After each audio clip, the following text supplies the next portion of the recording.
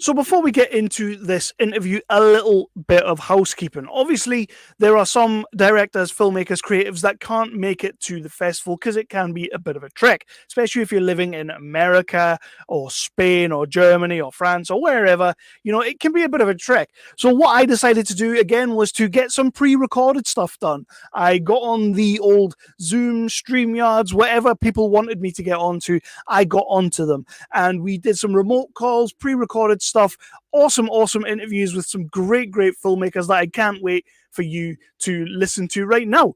So that movie will have just played at the festival. People will have seen it. I'll try and get some live reactions from people as they're coming out so we can play some of that as well. Just because you can't get here, you should still get your Q&A, and it should still be with me because I'm the best one. You're going to be getting a few of these throughout the week, scattered around, and they're all absolutely awesome. This is Nerdly Out Loud, Nerdly TV. We are at Romford, the Romford Film Festival. We love the Romford Film Festival. We're going to continue coming back here every single year as long as they will have us. If you've been living under a rock and you have not seen this, Nerdly has got themselves into a little position where we are in partnership with Shepka Productions, The Baby in the Basket, which is a gothic horror. He's joined up with Flickering Myth to partner up and make this movie, and then they came to us and asked Nerdly to jump on board too. Absolutely, we were going to do that, and we did a crowdfunder. The crowdfunder went amazing. It's still ongoing, so you can go to Kickstarter, type in The Baby in the Basket. I'll put links all over the place. Type in The Baby in the Basket. Give £1, give £10, but only give what you can. We don't want people giving money they don't have. Please do all those wonderful things. Like, subscribe, bell, all of it. Brilliant stuff. Let's get into today's interview, which will be with whoever's in the title. But if you're not at Romford, get yourself there. Get yourself to the cinema. We are showing a smorgasbord of awesome movies.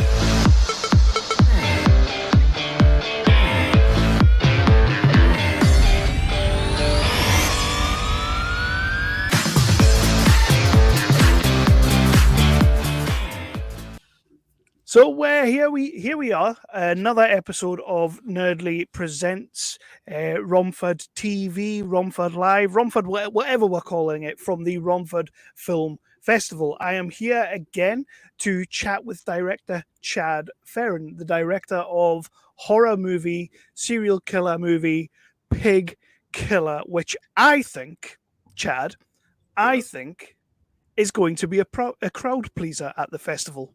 Ooh, I like that. It's part of our horror takeover day, which is on Saturday the 27th. So this will either be out on the day of that, or it'll be out before that. So if you're in the Romford area, if you can get to the cinema, if you can get to the Mercury Mall, get to the premiere, watch Pig Killer because it's a great flick. But how are you today, Chad? I'm doing great. How are you? I mean, I'm all right. Yeah, I'm all right. I'm just banging out a dose of these interviews. So yeah, getting plenty coffee on the go. Got to keep awake. Definitely, man. So we're going to talk a little bit about Pig Killer, which we are showing at the festival. But first of all, I want to go back and ask quite an obvious question, I would say, because when people see Pig Killer, they're going to want to know this. What the hell inspired you to get into movies, and why this kind of movie? Oh, God. Well, I think, I've always just had a love for film in general. Just going to the movie theaters as a little kid, it just was just an amazing experience. And I think any filmmaker knows from a young age what they want to do, and they either, stick to that and follow that dream, or they, just go and kill themselves. So I decided not to kill myself and make films, and here we are. And what was the sort of the obviously you either go out and do it or you do something else, but sort of like what was the thing that made you go, right, I am actually going to do this now. I'm going to run at this. I'm going to make this my career. I was taking a community college course. The filmmaking cinema side was filled up, so I took the theater course and got to write, direct, star in a play. And I was like, this is amazing. It just, it was just a phenomenal experience. And then my babysitter as a little kid was married to a producer out in Los Angeles named Mike Leahy. He did Feast, Pulse remake. I mean, tons of stuff. And I got in touch with her, or my mother got in touch with her at the time and said, hey, my son, wants to be a filmmaker. Crazy, whatever. Can your husband get him a job or anything? And she's like, let me check. And then they called back and said, yeah, he's starting a movie called Back to Back with Michael Rooker. And if Chad wants to come out here and be a production assistant, he's got a job. So I packed my car up and drove, the 2,000 miles from Minnesota to Los Angeles and started working immediately. And I've been here ever since. It's awesome. It's awesome. And was sort of the horror genre, the thriller genre, was that always your bag? I think, that, of course, is anything that's kind of has a fantasy element, or you're able to kind of just, your mind is able to have the freedom of going to whatever you want to do, whether it's horror, science fiction, Western, even anything that has, just the fantasy side of, going to different directions. That's not the norm of filmmaking is what intrigues me. And horror, of course, is, my mainstay of just something in cinema that has always just intrigued me the most because of the ability to go places that no other film goes. So, that's kind of, I guess, what is exciting for me. But, and the same thing of growing up watching, Twilight Zone or Alfred Hitchcock Presents or, Thriller or One Step Beyond, all these things that are really just, as a kid, you're just glued to the TV and your mind is just, going into all these dark places of, the kind of the roller coaster of where horror goes, or thriller, or, even science fiction. So it's just that thing that intrigues me the most or excites me the most of a film that's not stuck in a box of a comedy or drama, or it has to follow those rules of those things. And horror or fantasy allows you to go in whatever direction your mind takes you. And with that, here we are. Jake Busey, Lou Temple, Michael Paré, Bei Ling, sign me the hell up for this. I mean, I saw those names, and I've been a low key big fan of Jake Busey for years. Starship Troopers, Hitcher 2, Frighteners. Like, I just love the guy. I think he's awesome. How did you? Well, first of all, actually, where did this come from? It's obviously based on a true story. How did you come across it, and what made you want to make it? The producer friend of mine, Jeff Olin, said, hey, I know this girl from Canada. She's got some connections to some investors, and she wants to have a meeting and discuss, this project, this dream project she wants to do. And I'm like, well, sure. If she's got the money, then let's set up a meeting or see what happens. Because, so many of these people don't have any money or access to money. It's just a waste of everyone's time. So he said, nope, she's got access to money. Let's have a meeting. So we had a meeting, and she pitched the idea of doing this film based on Willy Pickton. And I'm like, who the fuck's Willy Pickton? And she's like, well, it's a serial killer in Canada that killed like 50 women, fed them to his pigs, and, all these fucked up things. And I'm like, that sounds interesting. I mean, so she's like, yeah, she sent me some links of, interviews with people about him, a documentary about him, some literature about him. So I started reading up on it, and, the idea filtered through my mind, and then, stewed a little bit. And then 2 weeks later, I cranked out a script and sent it to her. And she's like, hey, this is a little too extreme. Are we able to tone this down? And I'm like, no.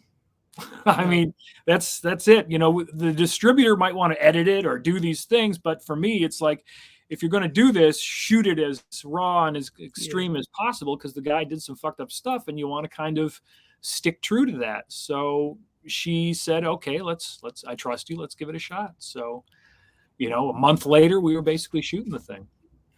And how weird was that to find out that Canada had a depraved serial killer of all places?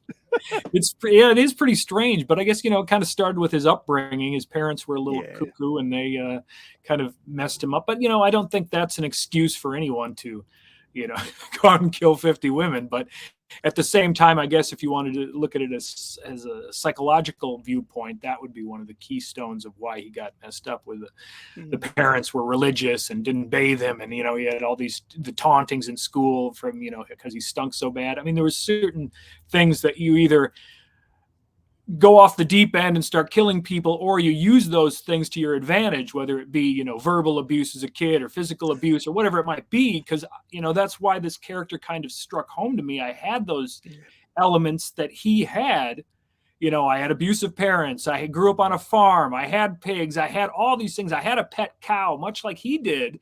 But there weren't these things that drove me to want to kill people. It's like I took the creative end of it and took all my demons and put them into film, whereas I could totally understand how someone could go the opposite direction and start killing people. So for me, it was a very easy script to write and to kind of get into this, because part of these things that he had, I also had. So it was kind of a weird thing of reading up on him and thinking, oh boy, I could have gone this direction. I didn't, so. And that takes us to the Making of a Murderer 3 podcast. But Jake Busey and Lou Temple, two absolute, you know, indie darlings, massive fan of both these guys. How did you get these guys on board? I mean, Jake Busey does some gnarly things anyway, but how did you get these guys on board for this movie? Well, with Lou, I had worked with him before on a film called Someone's Knocking at the Door back in 2009. And then I had worked with him again on Nightcaller. You know, we kind of got back into touch. And then when I was writing this script, I immediately thought of him, you know, first and foremost, and, you know, reached out and he said, hey, I love the script, love to do it. And he was on board. And then Jake, we originally had, you know, a couple other actors that were circling it, and then that fell through. And then when a producer recommended Jake, we got in touch with him. He was interested, and we had a meeting, and he loved the script, and, you know, it kind of just easily fell into place. And then when meeting him in person, he was just, you know, a great guy. So it was like, you know, it was one of those things where this is going to be fun. And it was, and it was great. And there was no complaints. And, you know, he showed up, did the job, got into character, you know, nothing that could have gone wrong did go wrong. It was really a great experience and a pleasure working with him. So the movie is a bit nuts and it does go a bit out there, but was there ever a moment, you're saying like you were asked to tone down the script at one point, but was there ever a moment that Jake Busey kind of turned around and said, I don't know, Chad? There was one moment where you know, he was doing all this stuff. We're in this tiny trailer out in the middle of nowhere filming this stuff. And he had to get up, get to the door, get dressed and do all this stuff. And he had done this with the pig head on. And then he knocked over this, you know, 50-inch television that crashed onto his leg. And, you know, he played out the scene and finished it and everything. I'm like, oh, this is great. I thought that TV would have killed him. And then right when I said cut, he's like, oh my God, my leg is fucked up. You know, he goes out, put ice on it. And I'm like, oh shit, here, it's the end of the movie. He's going to walk off, you know, cause he stubbed his toe and you know, whatever. But no, he came back and said, hey, I'm fine. This is great. And, you know, we finished it. But you always get worried cause some actors, you're like, if something like that happened to them, they'd be like, okay, this is it. Call up your insurance. I want to go to the hospital. I want to do all this stuff. Shoots over. And it's like when you're shooting these things in, you know, 10 days and you're shooting, you know, 15 pages a day most of the time, you've really got to, anything like that can just burn out the whole thing if someone's going to stop the shoot because, you know, something happened to them, whether it's an accident or whatever it might be. But he was a trooper and we finished the day and, you know, knock on wood that, you know, he wasn't maimed. And how much did he love wearing that pig mask? Because I imagine that. He was pretty hot, and you know he didn't complain once. I mean, that was, you know, some actors, you know, they complain a hell of a lot, but he was a trooper, you know, even with all the stuff he had to do, and it was great. So you seem like a director who knows what he wants to do, knows what he wants to make, and nothing's going to sort of get in the way of that.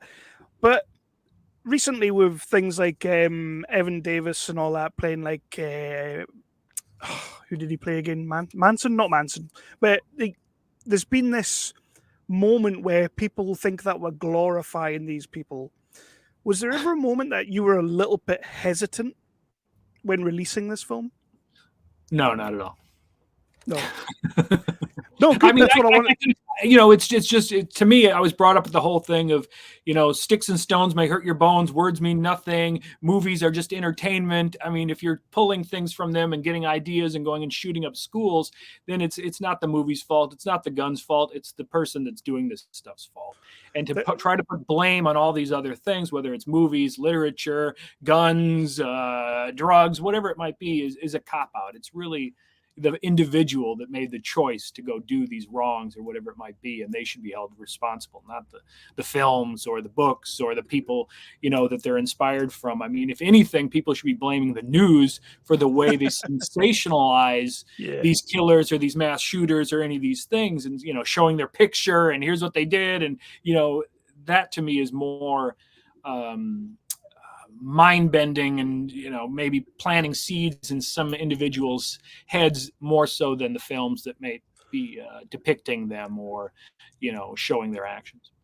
That's exactly the conversation that I've kind of been having with my daughter recently. Is that in a movie, you're talking about a real life thing, like a true story, but you're fictionalizing it in a way, you're dramatizing it in a way, whereas on the news, pretty much glorifying it by showing you everything, right? And that's why I wanted to ask the question, because I know that there's been a few people recently who's kind of pulled back a little bit with some of their projects, and it's like, no, just get it out there and get it made. Yeah, and I mean, to me, it's kind of I put all that woke stuff and all this whatever virtue signal, all this bullshit. It means nothing to me. I just kind of follow my gut in filmmaking, and if something excites me as a fan of films, I kind of like, okay, I must be on the right track in some ways. To some people, not everyone's going to love it or think it's whatever. It's kind of like the music choices in Pig Killer, or going this direction that is more of a Boogie Nights meets Henry Portrait of a Serial Killer, as opposed to just a straight kind of thing. To me, that's great films have been done. Henry Portrait of the Serial Killer as a perfect example of something that really kind of followed this dark path of a true story kind of thing, and I wanted to kind of go a different direction. And I know some viewers are like put off by that, but at the same point, for me, it was like, I don't want to repeat great films. It's kind of taking those great films that inspire me, peppering them with other great films that are completely outside the box of, the horror realm, like Boogie Nights or whatever it might be, and using music that excites me in places that you might not normally hear it. And just kind of going with it. Because first and foremost, as a filmmaker, I got to make something that excites me and I'm happy with. And then you hope and you pray that there's other people out there that dig it as much as you do. But, it's kind of a hit or miss thing most of the time. And, seeing it's playing at the festival, it must be a hit to the programmers, to you if you liked it and all those kind of stuff. We loved it. Okay, it's a good direction that I made the right choices. So you quickly touched on the music there as well, and what is it about guys who've worked for Troma that just know how to score a movie and how to choose the music? I think it's a big thing, but how carefully did you curate that music for the scenes? Well, it's kind of a luck would have it. There's a musician, composer, Gerard McMahon, who I had used a couple of his songs on my film Parasites, and I was a big fan of his music from the film Defiance with Jan Michael Vincent. I think it was like 1981 or whatever, but it just had these great songs in it. And I'm like, who the hell did these songs? And then you look it up and it's like, oh, Gerard McMahon. You start listening to his other songs.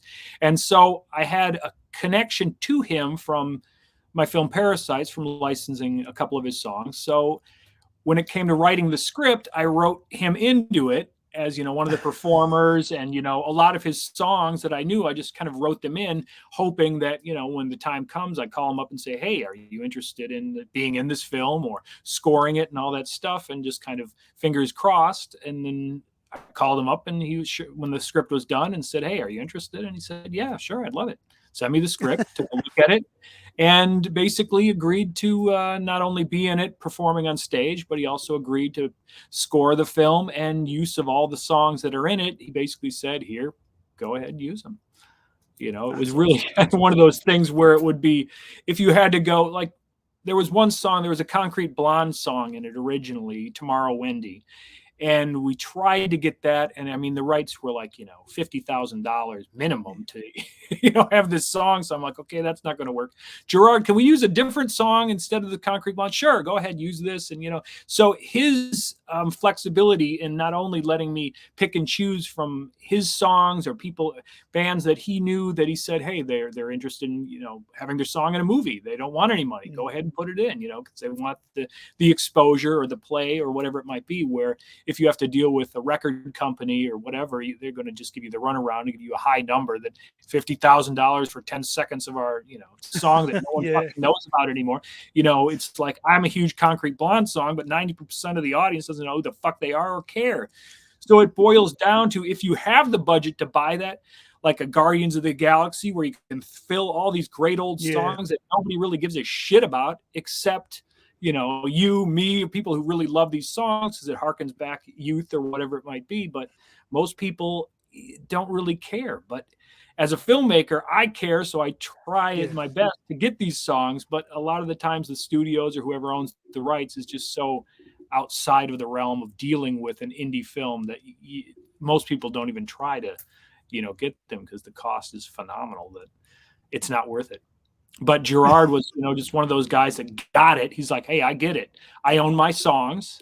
So if you want to license them, let's figure out something that's fair and fits in the budget and works for everybody. And he liked the movie. And it was one of those things where it was just kind of a no-brainer. It worked out very well, if not only for the film, but for him as well, because it gets exposure for his work. And, and that's what artists should do, is help each other. And if things fit and they like working with each other, just continue it and continue it and continue it.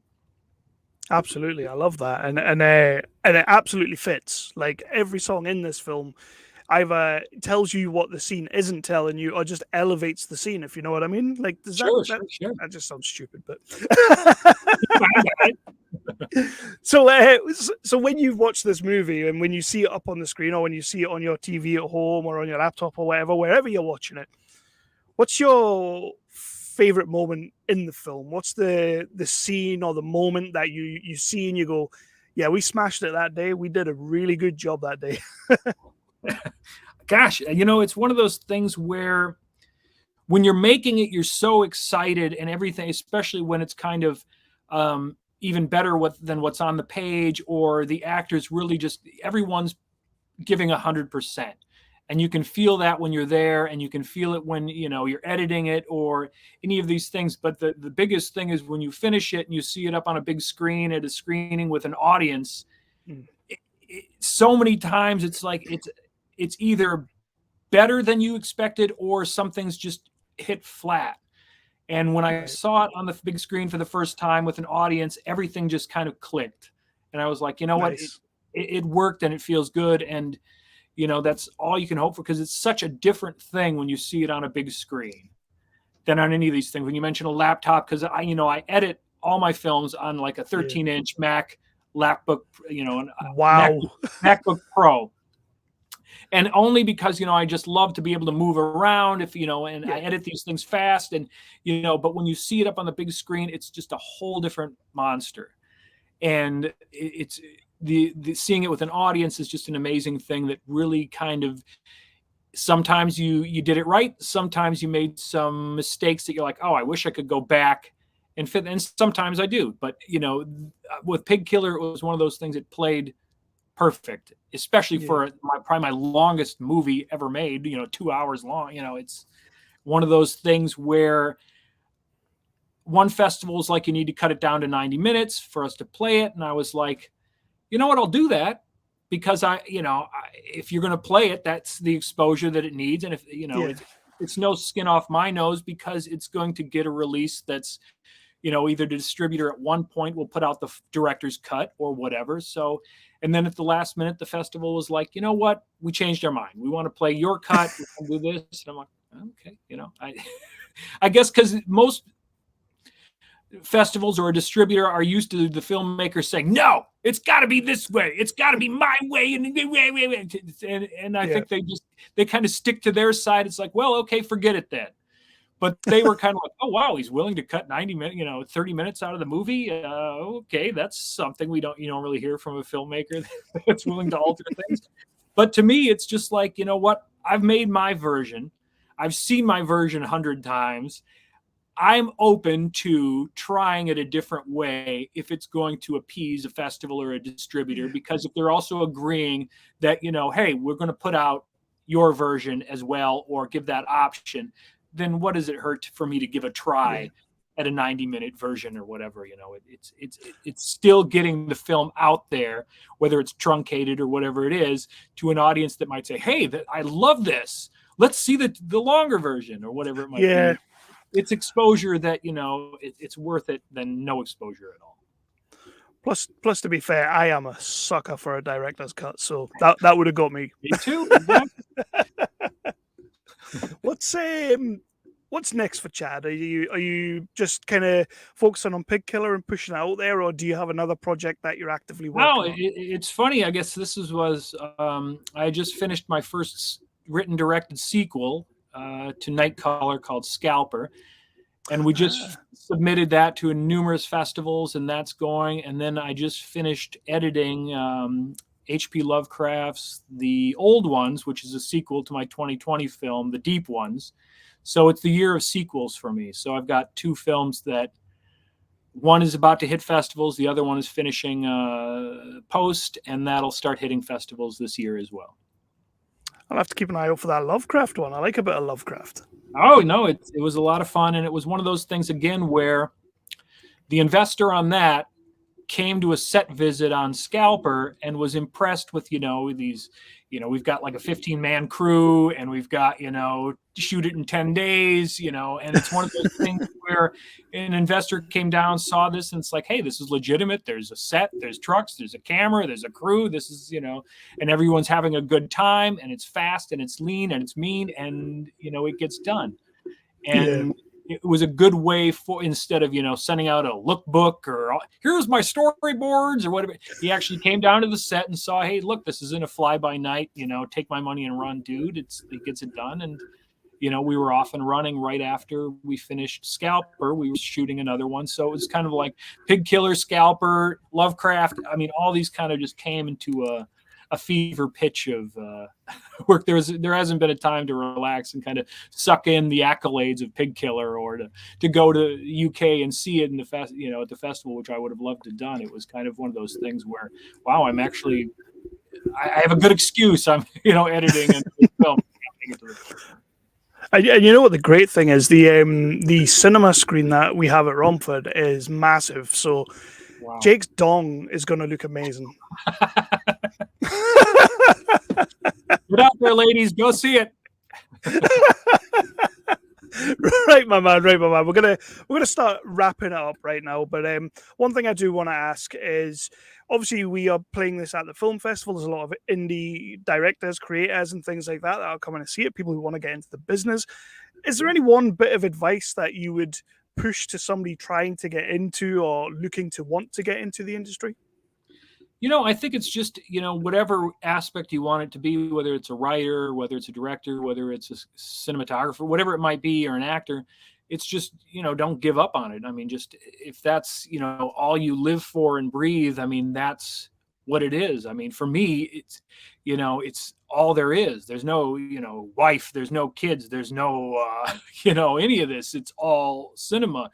And when I embraced that, all my depression, all my worries, all those things went away, you know, because when you're completely focused on one thing, that's your love, your life, whatever it is, it makes everything else just kind of easy. And if, you know, a girlfriend or, you know, friends of any kind of fall into that realm and they understand who you are and this is all you live for, you kind of find out who you are real quick, and everything just kind of has a direction and a pace, and, you know, life has been good so far. So it's kind of one of those things of just embracing what you love. And and especially in this day and age, if you want to make a movie, it's the easiest that it's ever been. I mean, you grab your phone and you go and you make it, and, you know, it's really no need. It's like, and you make the script fit the budget. It's kind of like Pig Killer. It's like, you know, we had these certain things and I knew how much the budget was. So it's kind of, you write the script tailored for what you have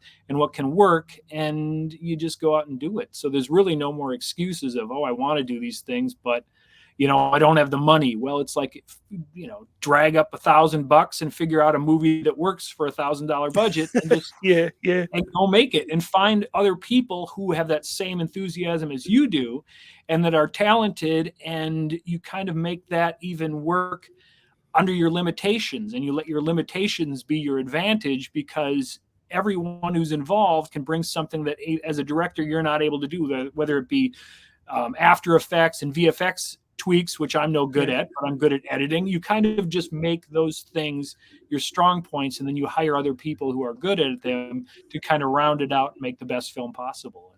And so far so good. And the proof is in the pudding, because Pig Killer it's a great film. I really, really did enjoy Pig Killer.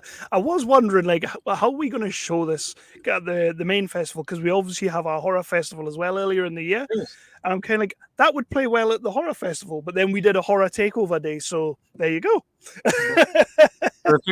Perfect fit. And we've got some real horror hounds as well. So they're going to love this. They're going to dig this film. Chad, thank you so much for submitting the film. Thank you for letting us show it and select it and put it out there for the people to see. And thank you for doing this. Oh, well, thank you for everything. I mean, I'm really excited, and I hope the audience digs it. And I'm glad you dig it. And let me know how it goes. I definitely will. I definitely will. Would you just like to quickly tell people where they can find your work, where they can find you on social media or anything like that? Or just pimp yourself for a quick second before we round it out. Yeah, no, I'm on Twitter. I'm on Facebook. I've never owned a cell phone in my life. I do all this on the laptop. So, I'm kind of a Luddite in some senses, but, in other things, I'm out there. So if you want to find me, it's pretty easy to find me. And then, if you want to, whether you love my work or hate my work, I'm open to hearing all sorts of criticism. I take it all with a grain of salt. It's, some people I know get really hurt by whatever it might be. But for me, if a bad review is well written, I love reading it.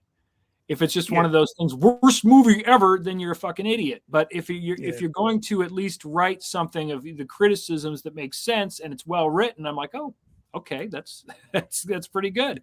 In the same way with, if you like the movie, it's always good to hear both if they're well written. It's exciting. So, find me, or throw stones, whatever it might be. I'm out. I think you'll be getting a lot of DMs saying, "Can you send me that frame of Jake's dong?" But we'll just leave that there. You see it, boy? The murders. The cohorts. The pigs. 24 years, 49 dead. One man is Pig Killer. With Pig Killer, Jake Busey immediately joins movie's most illustrious rogues gallery. A criminal roster that includes Michael Rooker's Henry Portrait of a Serial Killer, Steve Railsback's Helter Skelter, Brian Dennehy's To Catch a Killer, and Tony Curtis's The Boston Strangler. Jake Busey is Pig Killer. Coming soon.